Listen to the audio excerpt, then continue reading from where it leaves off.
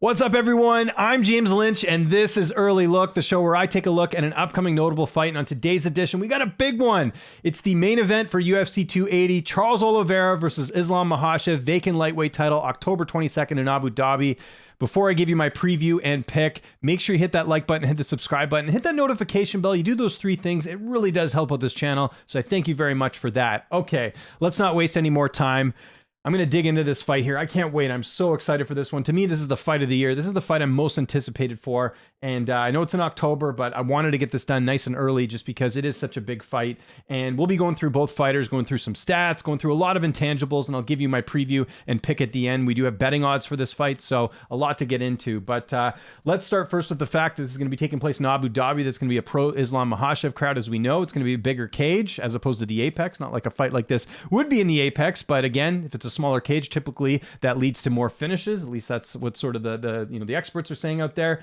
And yeah, it's just, I can't say enough good things. This is a part of a stat card that also includes Aljamain Sterling, TJ Dillashaw, Petr Yan, Sean O'Malley, and so many other great fights. Okay, you look there at the tail of the tape, just a quick first glance here. You'll see that they're both the same height. Oliveira with the reach advantage, and even age-wise, pretty similar here too. So we're going to start with Charles Oliveira, the former champion. That's right, former. He was the lightweight champion. Missed weight by 0.5 in his fight with Justin Gaethje. He was then stripped of the title. A lot to kind of dig into, but we'll get to that a little bit later here. But as you can see here, Charles Oliveira is 32 years old. He's going to be turning 33 before this fight starts. So he's going to be turning 33 on October 17th. He's 5'10" with a 74-inch reach. He'll have a 4-inch reach advantage in this fight. You see the record there, 33-8 with 1 no contest. He's got 9 wins by knockout, 21 by submission, and 3 decisions. A lot of experience going into this fight. Some other accolades for Oliveira. He is the former lightweight champion, like I mentioned there. He's a 3rd degree BJJ black belt. He's got the most submission wins in UFC history with 16. He's got the most submission wins in UFC lightweight history with 10. If you remember, he's competed in different weight classes.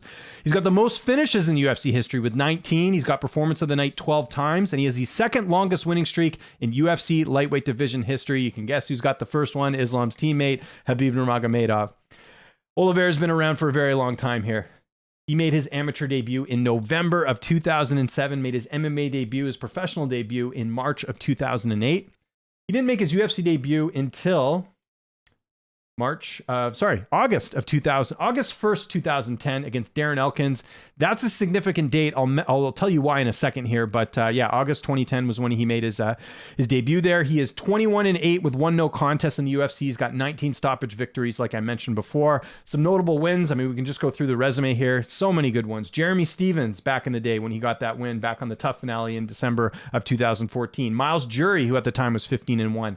Kevin Lee, which was a win, obviously, in 2020, but still, to take Kevin Lee out the way he did, he outstruck him and they got the submission win. Very, very impressive win there. Tony Ferguson, obviously the former interim lightweight champion. Michael Chandler, Dustin Poirier, Justin Gaethje. These are all highly ranked opponents and opponents that are very formidable. And I think that's why a lot of people are high on Charles Oliveira because of these wins. It's almost like he's getting better every fight, and we're just seeing more added to his game as the competition raises in all of his fights here.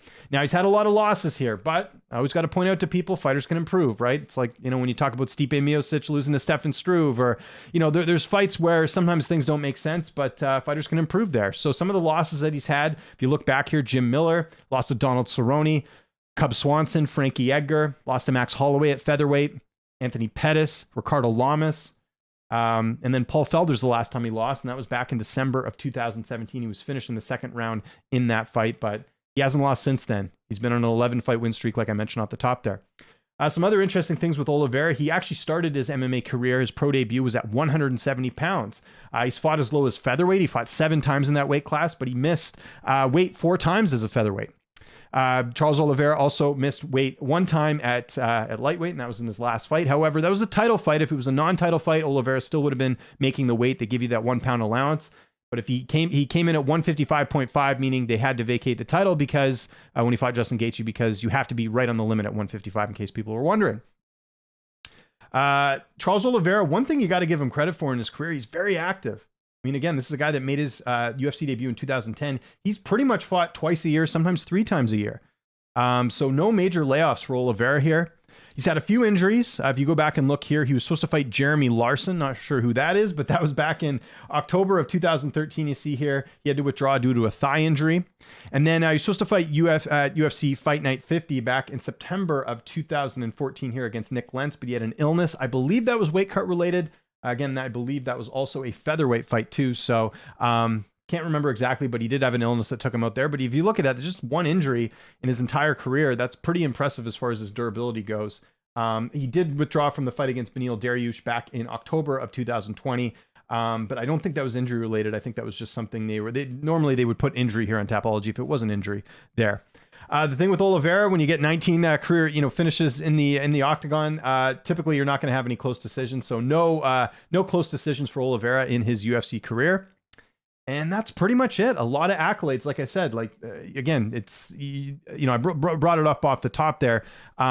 Most submission wins in UFC history, most finishes in UFC history. This is a guy that has become a pretty interesting story because there was a point when people thought, oh, is Oliveira going to be a bust? And no, it's that comeback story. It's a guy that had a lot of hype coming into the UFC, had some setbacks and, turned it around and became champion. And we've seen this happen before with, fighters like Michael Bisping, who we thought might never become a champion. Oliveira sort of paving his own way there as well. So again, a lot of accolades on Charles Oliveira. And I'm not, I'm only bringing this up because I think it goes to show just what he's been through in his UFC career. And it's just very incredible. So have to give those accolades a look there. Okay, let's talk about Islam Makhachev, which I'm sure a lot of you are watching this for because, a lot of Islam fans out there. Islam Makhachev, 22-1. He's got 4 knockouts. He's got 10 submissions and 8 decision victories. He's 30 years old. Like Oliveira, he'll be turning 31, but he'll actually be turning it next month at the time of recording this. He'll be turning it September 27th. He's also 5'10". He has a 70.5 inch reach. So actually, I just misspoke there. Oliveira has just a 3.5 inch reach advantage, not 4. My math's not very good. Was never good in that in high school. My apologies there.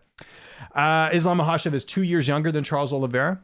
And he's a combat sambo world champion.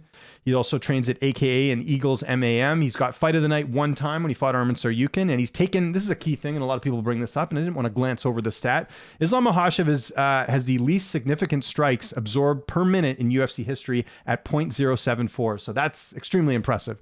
A lot of, Oliveira definitely does not have that stat because Oliveira's been hit a lot in his career, but that's a very impressive stat there for Islam. Now, Islam Makhachev never made an amateur debut. He went straight to the pros. And check out this date. I was telling you that date earlier, August 1st, 2010.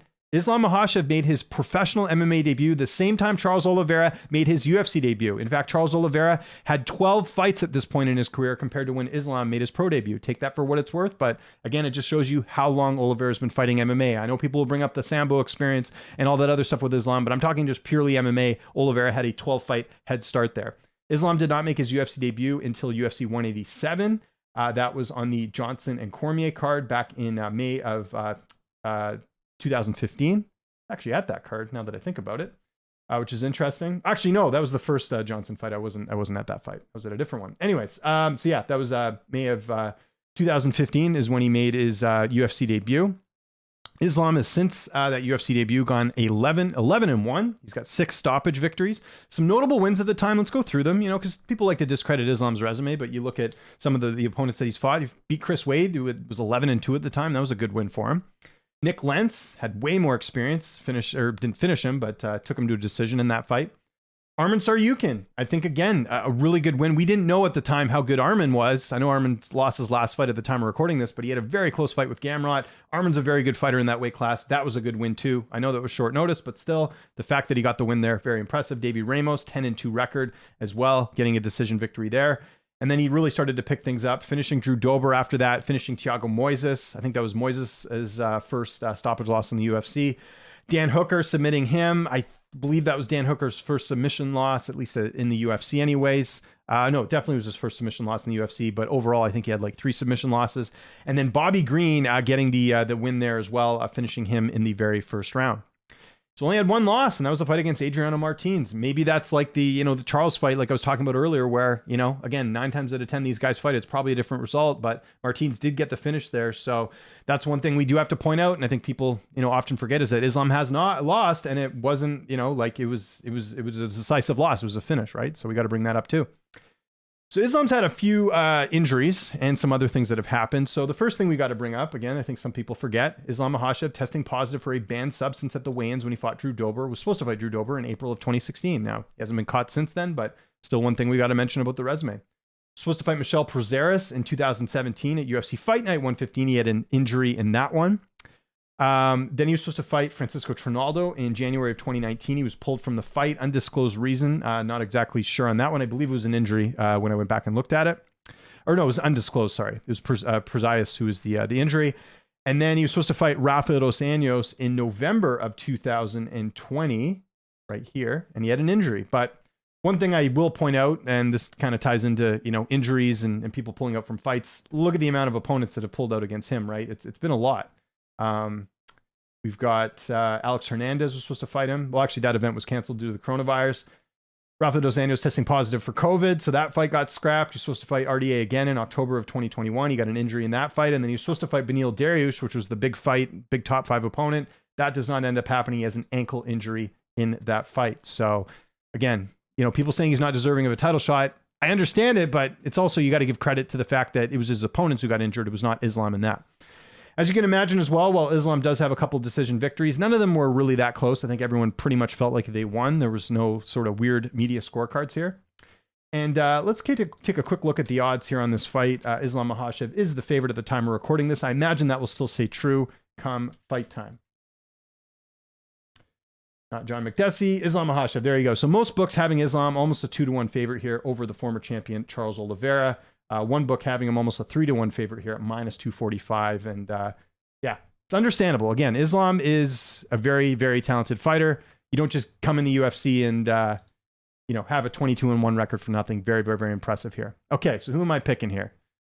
This honestly did take me a while to kind of decipher my pick here and figure out which way I'm going in this one, because I really could see this going a couple different ways. And to me, this is one of the toughest fights that I will be picking this year, because I do think it's a very close fight on paper. Now, what are some reasons to like Charles Oliveira? Well, I mentioned it there. He's got way more experience in MMA. He's fought better opposition, right? Islam fans, you can say whatever you want. You can talk about how great of an opponent Saryukin was. You can talk about how great, maybe like a Dan Hooker was or whatever, Davey Ramos. They're not top 5 opponents. We have proof of Charles Oliveira beating top 5 opponents, and not just beating them, finishing them. So that's got to hold some weight there too. I mentioned it there. Big head start and experience. Oliveira had 12 fights by the time Islam was making his pro debut. So there's that side of it too. But there's also this downside of that as well, is that Oliveira he's taken a lot of damage, whereas Islam has taken the least amount of damage out of anyone Oliveira's fought, right? That's an interesting stat there too. This fight almost reminds me a bit of Khamzat Chimaev and Gilbert Burns, in the sense that Chimaev was someone as well that we saw a pattern of him going out there and finishing, opponents very quickly. But when he got that step up and he faced a guy in Gilbert Burns, it was not a quick finish. He ended up winning, and I don't think there was any debate there, although you will hear some Gilbert Burns fans say that maybe he edged that one out. I'm not in that camp. I do feel like Chimaev clearly won that fight, but it was not a fight that was as dominant as what we saw in the past. I could see the same thing happening here against Islam Makhachev for sure. The other thing I mentioned there is that Islam Makhachev has been knocked out before. And, to just glance over that, maybe you want to call it a lucky punch. Maybe it was. Maybe maybe Islam never gets finished again in the rest of his career, and that was a lucky punch. But for now, that's still a loss in his record. Islam has not fought a single top 5 opponent. There's an argument as well about Islam training with Khabib, and that's somehow a badge of honor, and maybe it is, but we can't just go by who fighters train with. I mean, there's a handful of fighters that have really good training partners, and it hasn't translated. Artem Lobov is a great example, training with Conor McGregor. Artem Lobov, I know people like to joke around that he's the GOAT, but he never had a lot of success in the UFC. He had a 500 record. I'm sure there's other examples of fighters who, train with exceptional athletes, but it never necessarily translated as well. And I'll mention this as well. How many of Khabib's teammates are world champions? I'm talking at his Russian team, not AKA, because, obviously Cormier was a well-decorated athlete before he started training with Khabib. He was, Olympian and all that stuff, right? Now, here's the thing. Islam Makhachev, if he goes out there and steamrolls Charles Oliveira, like some fans are suggesting, I shouldn't say some, a lot of fans are suggesting that Islam's going to go out there and steamroll Charles Oliveira. If that happens, I'll eat some crow. I'll fully believe it. But where I stand right now, I don't see that happening. I really don't. Because here's another pattern that we can kind of look at here when it comes to Islam's opponents here. The quickest fights he's had are against guys that were not great opponents. Gleison Tebow. Look, Gleison has a lot of fights. He was a good fighter at one time. At the time he fought him in 2018, Gleison was on his way out of the UFC. Let's call it like it is. Cajun Johnson. I believe he got cut after that fight, or shortly after that fight, getting finished there. So again, those are 2 quick wins. Saryukin, a bit of a step up. That was not a finish. That was a decision win, right? Davy Ramos, another step up. That was not a finish. It was a decision win. Drew Dober.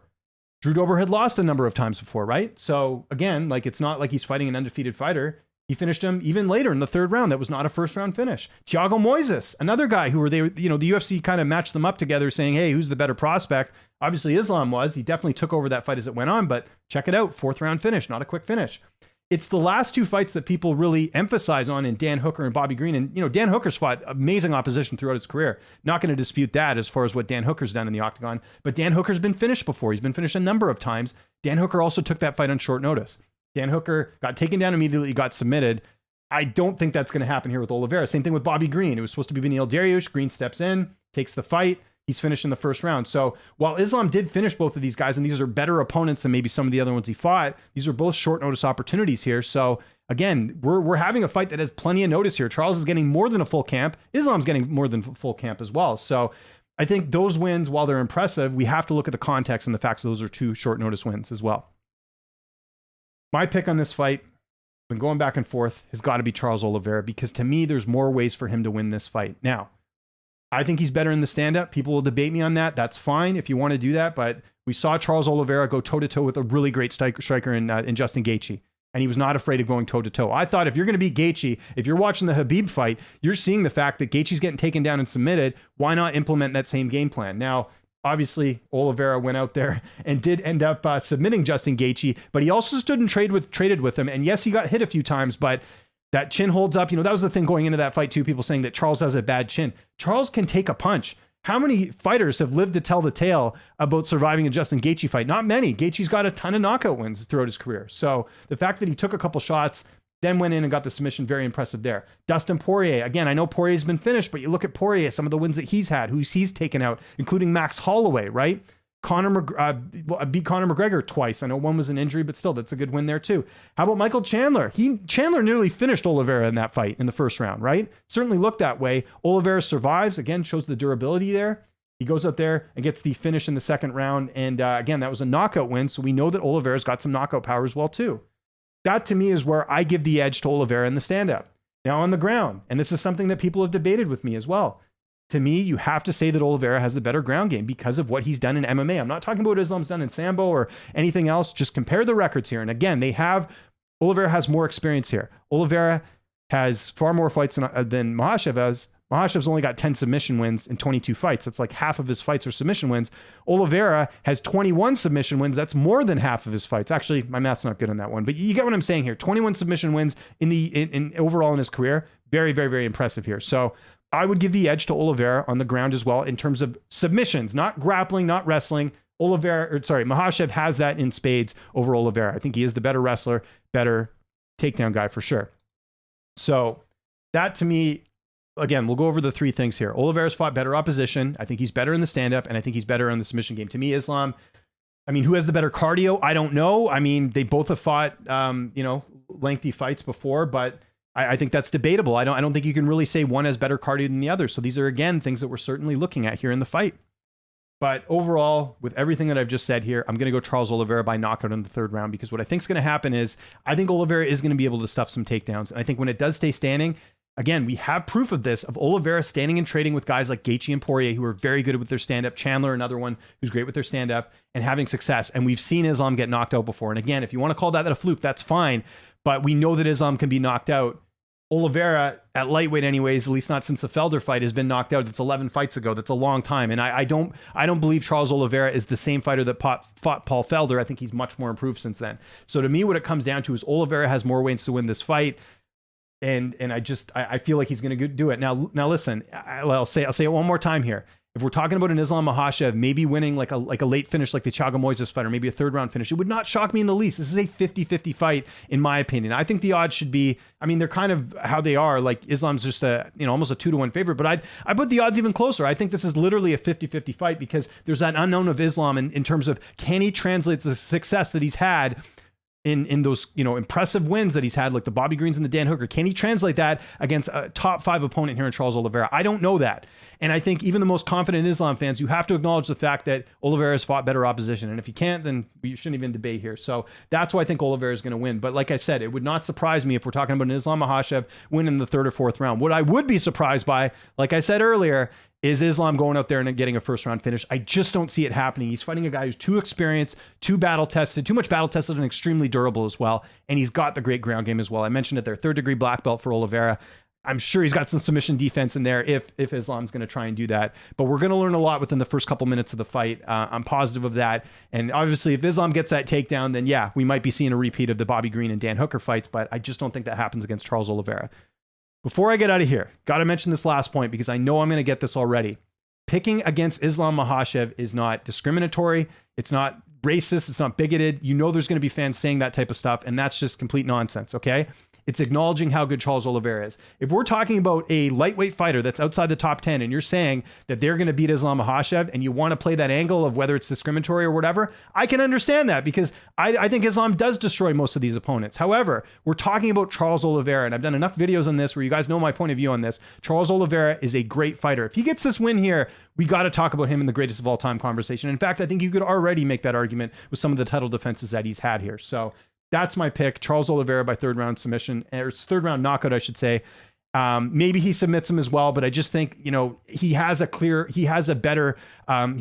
more of an edge in the stand-up than he does on the submission end of things against Islam there, just because Islam, again, the wrestling grappling is very superior here. So that's why I think more knockout than submission for Charles Oliveira. The last point I'll make here, again, because people talk about Islam destroying his opponents here, I really do believe if Islam fought Bobby Green, Dan Hooker, Thiago Moises, Drew Dober, you would see finishes in those fights as well. So that's another thing. People bring up the opposition and how he's destroying them. I think Oliveira would do the exact same thing.